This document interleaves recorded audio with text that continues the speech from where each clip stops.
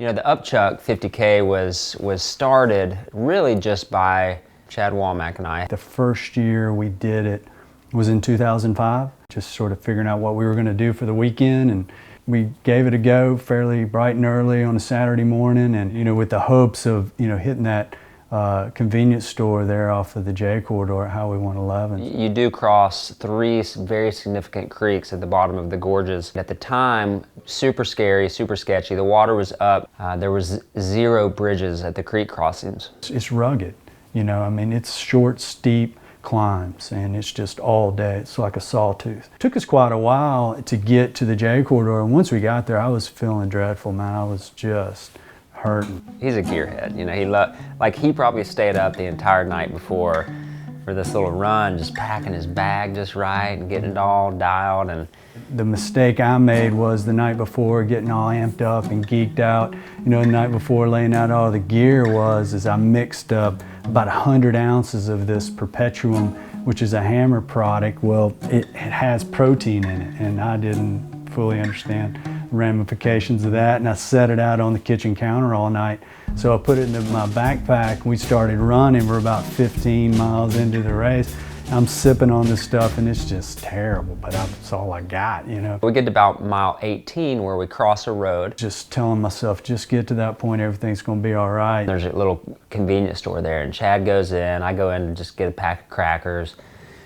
Chad comes out with had a whole bag of stuff and was just, just taking it down. Which would be fine, if he was just gonna eat a little bit of it and keep going, but he literally ate all of it. It was going down so good, I just pretty much, before I knew it, had eaten and drank everything I bought. And I didn't say anything, but I thought, man, that's a little odd for Chad, So finally, Matt's like, we gotta get going, and I'm starting to feel a little better. The lights turn back on a little bit, start running down the road, and quickly look down at my belly, and I'm just bloated. It is just out to here.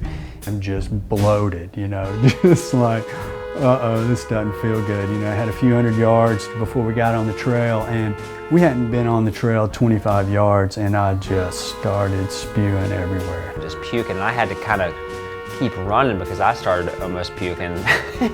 And it just wouldn't stop, and so I pretty much threw up everything I had in my stomach. He suffers along for the next 10 miles, basically puking every 10 minutes. And there was no bailout. I mean, we had a car at the end and a car at the beginning. It was brutal finding the way to the end, all the way to the Rock Creek segment.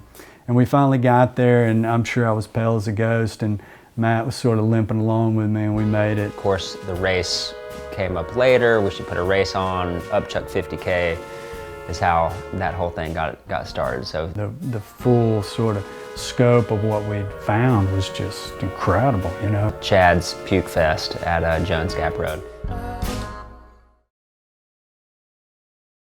My name's Chad Weichel.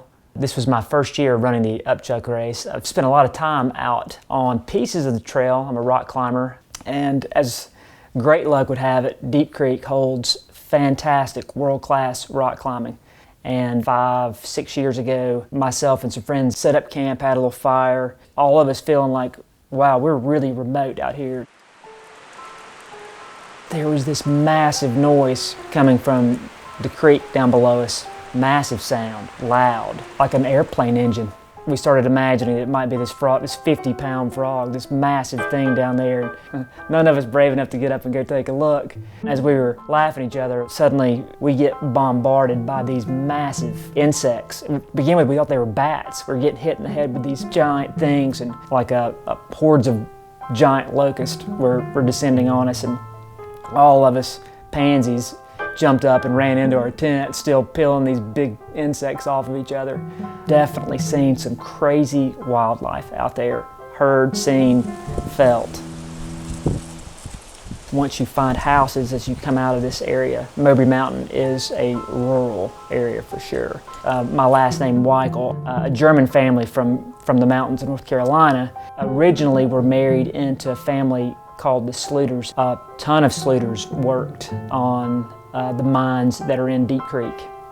And because they worked on mines, they also died in mines. So a lot of the cemeteries around the area are full of my relatives. hard workers, maybe not very smart.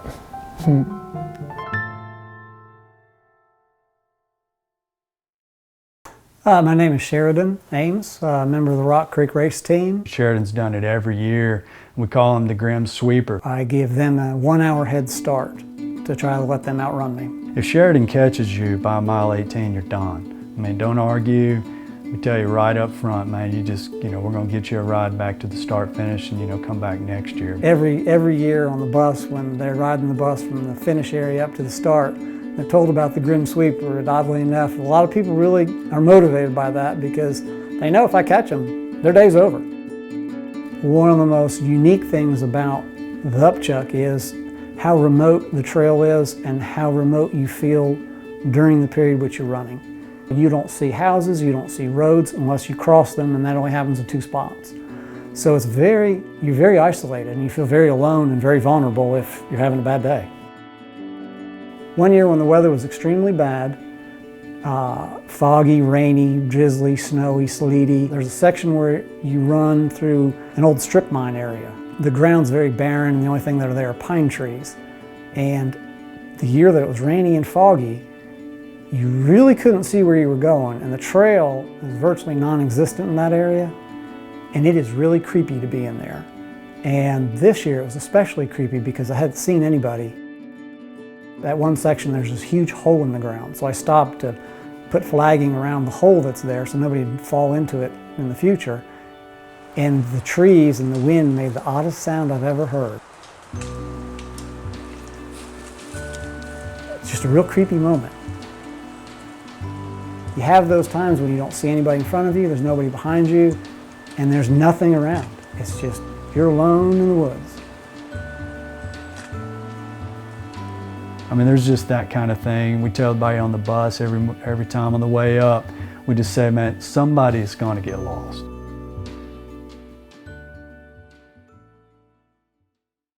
My name is John Prevost. I'm a CrossFit endurance trainer up on the North Shore, and I was excited to run the Upchuck this year because it was the last Rock Creek race I had not run, and so excited to get that under my belt.